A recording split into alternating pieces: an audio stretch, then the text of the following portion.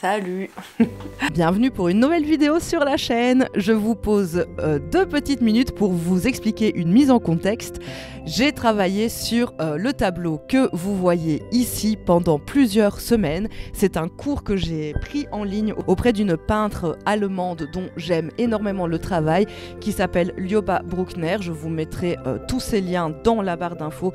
Il y a eu énormément d'étapes pour en arriver à la peinture que vous voyez là. J'ai prévu d'autres vidéos sur le sujet. Ici on commence un peu par la fin parce qu'on est vraiment sur la dernière étape.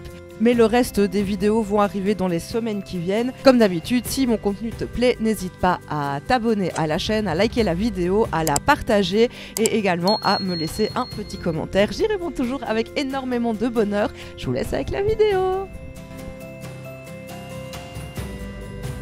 Alors aujourd'hui on va enfin attaquer la peinture à l'huile. Donc c'est un premier test pour moi. Je vais peindre à l'huile par-dessus mon acrylique. Bien évidemment je vais pas repeindre tout mon tableau, hein. J'ai déjà presque tout terminé à l'acrylique. Je vous ai filmé ça, donc c'est dans une autre vidéo. Et donc aujourd'hui voilà, je vais repeindre à l'huile sur l'acrylique. Comme vous le savez peut-être déjà si vous suivez la chaîne, j'utilise des huiles qu'on peut nettoyer à l'eau, mais en fait ça se comporte, je pense, globalement comme de la peinture à l'huile normale. Je vais utiliser 2 marques, les Georgian, la gamme Georgian de Daler Rowney. Et comme je n'ai pas trouvé tout ce dont j'avais besoin dans cette gamme, je vais aussi utiliser la gamme Étude de Cobra. Et donc l'avantage de ces huiles, pourquoi je peins avec ça, c'est parce que bah voilà, je peins dans mon salon. Elles sont facilement lavables à l'eau et on n'est pas obligé d'utiliser des produits toxiques pour les diluer, puisqu'on peut les diluer à l'eau. Mais comme vous allez le voir sur les images de matériel, on va aussi tester plusieurs médiums pour pouvoir liquéfier mes peintures à l'huile. Depuis que j'ai recommencé à refaire de la peinture à l'huile, j'utilise de l'huile de lin. On va également tester ce diluant de la gamme Artisan de chez Winsor & Newton qui m'a coûté un bras. J'avais pas vu le prix, ça coûtait hyper cher et de ce que j'ai déjà pu en voir, je l'aime pas. Voilà, j'aime pas trop, enfin voilà, il va falloir que je réutilise, je suis pas sûre d'utiliser sur le tableau, mais voilà, c'est un diluant pour les peintures à l'huile solubles à l'eau. Je ne suis pas sûre que ça fonctionne avec des vraies peintures à l'huile. Et on va également utiliser peut-être ceci que j'aime déjà beaucoup, de la marque PBO, un auxiliaire essence minérale inodore Fragonard. Donc ça aussi, ça permet de diluer la peinture, ça permet de nettoyer les pinceaux. Voilà, mais moi je vais les nettoyer à l'eau, je vais aussi beaucoup les essuyer, je pense.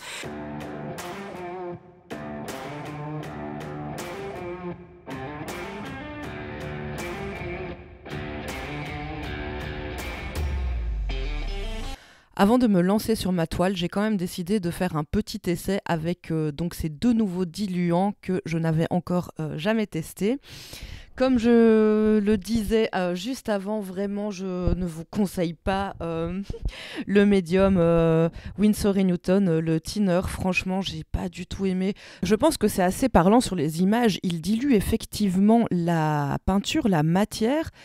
Mais la sensation n'est pas du tout agréable à la peinture, ça ne glisse pas, c'est pas onctueux, c'est pas crémeux, ce n'est pas non plus liquide comme si on avait une peinture à base d'eau et je trouve que ça dépose la peinture de manière non uniforme que je n'aime vraiment pas. Alors peut-être que je n'ai tout simplement pas trouvé le bon ratio peinture-diluant pour utiliser correctement ce médium à peindre. Mais voilà, compte tenu de son prix et puis de sa faible efficacité, en tout cas pour moi, à ce stade-ci de mon apprentissage de la peinture à l'huile, je n'en rachèterai pas et je ne vous le conseille pas. J'ai d'ailleurs continué à l'utiliser juste pour nettoyer mes pinceaux, ce qui est quand même dommage pour un produit, voilà, de nouveau, qui est assez onéreux. En revanche, J'aime beaucoup, beaucoup. Elle est à destination des couleurs à l'huile. C'est pas précisé que c'est spécifiquement pour les peintures à l'huile miscibles à l'eau.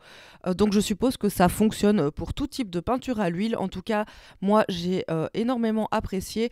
De nouveau, je pense que sur les images, c'est très très clair. On voit à quel point la dilution de la peinture est beaucoup plus homogène qu'avec le médium précédent. Je trouve également que l'application est beaucoup plus agréable. Donc voilà, j'ai principalement utilisé cette essence minérale pour diluer ma peinture. Alors bien sûr, en utilisant ces solvants, on perd un peu l'avantage de la peinture à l'huile miscible à l'eau, puisque on pourrait tout à fait n'utiliser que de l'eau et la peinture à l'huile, mais pour diverses raisons, c'est pas une manière de faire qui me plaît. J'aime vraiment retrouver la consistance et le travail organique de la peinture à l'huile, et je trouve que pour ça les solvants, notamment cette huile minérale et bien sûr l'huile de lin, fonctionnent bien mieux que juste l'eau. Voilà.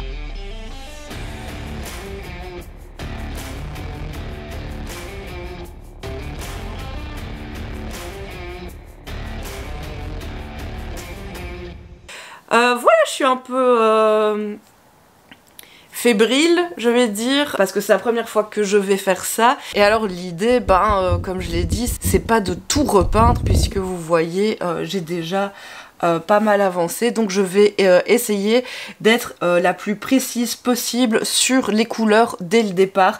C'est pour ça que j'ai poussé autant ici à l'acrylique.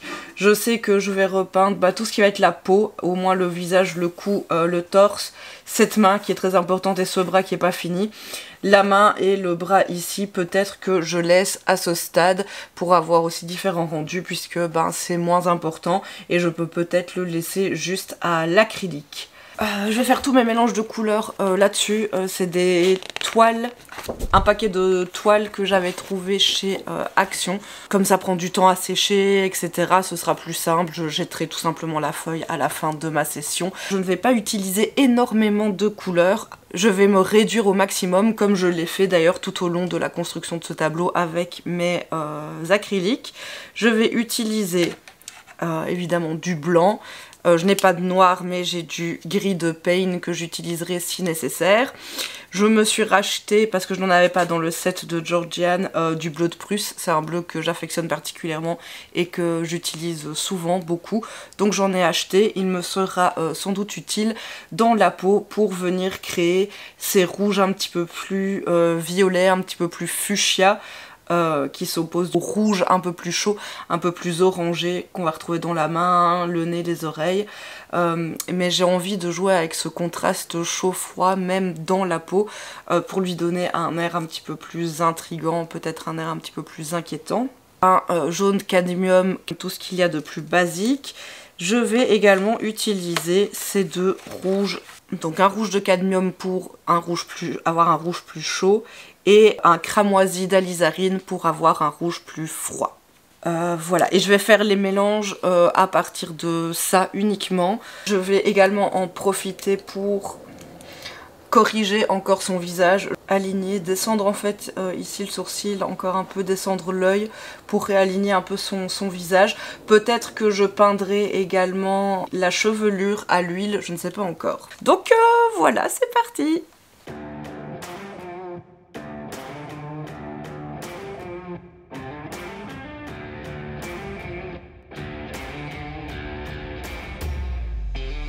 J'ai vraiment apprécié cette étape de la peinture. C'était bien plus reposant, bien plus détendant, bien plus naturel finalement de peindre que les étapes précédentes à l'acrylique.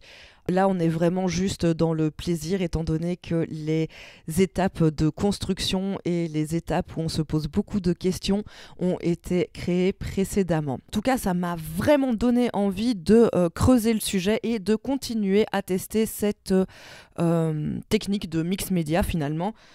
J'ai quand même poussé assez loin le travail à l'acrylique sur le visage et sur la main, tout simplement parce que l'acrylique m'a permis de tester, de faire mes erreurs, m'a permis de bien comprendre les couleurs également, les mélanges de couleurs que je souhaite appliquer sur mon tableau.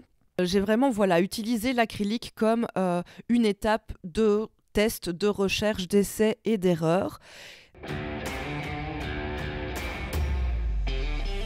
Le gros avantage de cette couche de peinture à l'huile, c'est qu'elle va nous permettre d'avoir des transitions beaucoup plus fines, beaucoup plus précises, beaucoup plus légères, un rendu beaucoup plus homogène, uniforme que ce qu'on peut obtenir avec de la peinture à l'acrylique. Si vous utilisez de l'acrylique, vous savez que c'est souvent galère d'avoir des belles transitions, d'avoir des beaux bords flous, doux, d'avoir des belles transitions douces comme ça. Également de réaliser de très beaux dégradés, des dégradés qui soient vraiment entre guillemets parfaits, alors que c'est très très facile de le faire à la peinture à l'huile.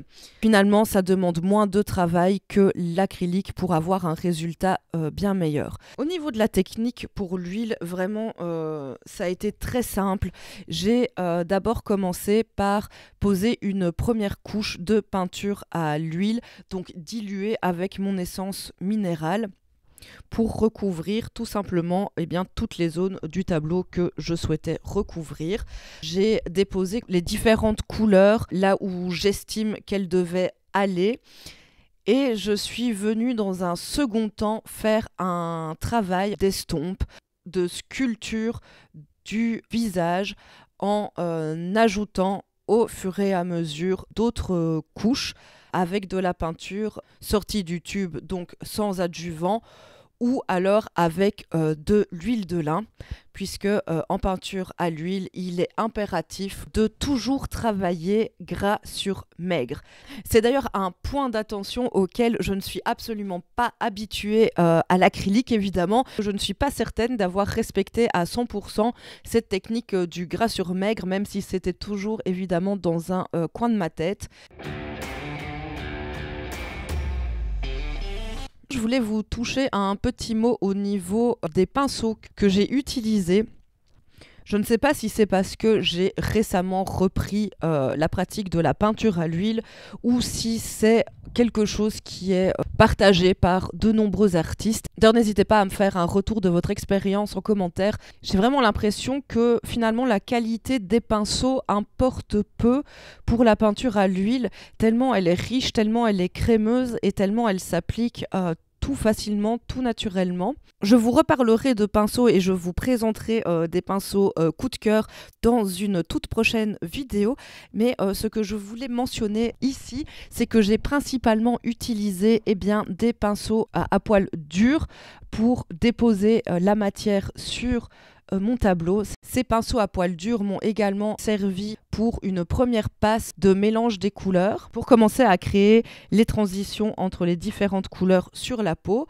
Et ensuite, pour vraiment avoir des transitions très douces et très belles, j'ai utilisé des vieux pinceaux en fait à aquarelle ou des pinceaux beaucoup plus soft en poil synthétique que j'utilise normalement pour la gouache, parfois pour l'acrylique. Des pinceaux vraiment basiques, pas très chers, en poil synthétique. Ils ont très très bien fait l'affaire pour dégrader, pour estomper tous les bords et pour créer des transitions très douces qu'on voit à peine entre mes différentes couleurs. Les transitions se créent mais vraiment tout naturellement, tout facilement. Vous prenez votre pinceau synthétique sans le charger de couleurs et vous estompez sur votre peinture. Il faut juste bien penser à avoir un chiffon ou un essuie ou ce que vous voulez à portée de main pour bien essuyer vos pinceaux synthétiques au fur et à mesure, évidemment, sinon vous allez déplacer la couleur. J'ai vraiment pris plus de temps que sur les étapes à l'acrylique. J'ai essayé d'aller au plus juste et pour ça, j'ai vraiment pris mon temps. Une bonne astuce pour peindre plus rapidement, quand vous faites vos mélanges de couleurs et que vous avez une couleur sur votre pinceau, regardez toutes les zones où vous pourriez appliquer cette couleur. Comme ça, vous ne perdez pas trop de temps à refaire des mélanges. Il vaut mieux commencer par mixer une couleur qui va peut-être être un petit peu plus foncée que la couleur qu'on a réellement besoin, tout simplement parce que ça va être très facile de venir éclaircir, je trouve, les couleurs. En revanche, quand on a déjà beaucoup de matière sur sur la toile, quand il y a déjà beaucoup de peinture qui a été déposée, ça peut être parfois difficile de enrichir la couleur. Et donc ça peut être difficile de refoncer une couleur trop claire. Ça peut également, je trouve, être aussi difficile de réanimer une couleur, la rendre plus riche, plus vive, si on a mis une couleur qui était peut-être un petit peu trop pastel, un petit peu trop mutée, juste en dessous. Je ne sais pas si c'est très clair, mais en tout cas, voilà, ça a été vraiment une première bonne expérience. Franchement, je n'ai qu'une hâte, c'est de me relancer dans un projet comme celui-là et de réessayer cette technique de peindre à l'huile par-dessus l'acrylique. J'espère que cette petite vidéo vous aura plu, que je ne vous ai pas trop assommé avec plein d'infos, mais en fait je suis toujours hyper excitée de vous partager tous mes apprentissages. Je donne vraiment peut-être beaucoup d'infos, mais je me dis que chacun prendra ce qui lui parle et prendra ce dont il a besoin. Si vous avez de nouveau des conseils à me donner pour améliorer ma technique et ma pratique de la peinture à l'huile, n'hésitez pas, les commentaires sont là pour ça. Je vous dis à la semaine prochaine dans la prochaine vidéo. En attendant, prenez soin de vous. Moi, je vous fais plein de gros bisous. Salut, salut!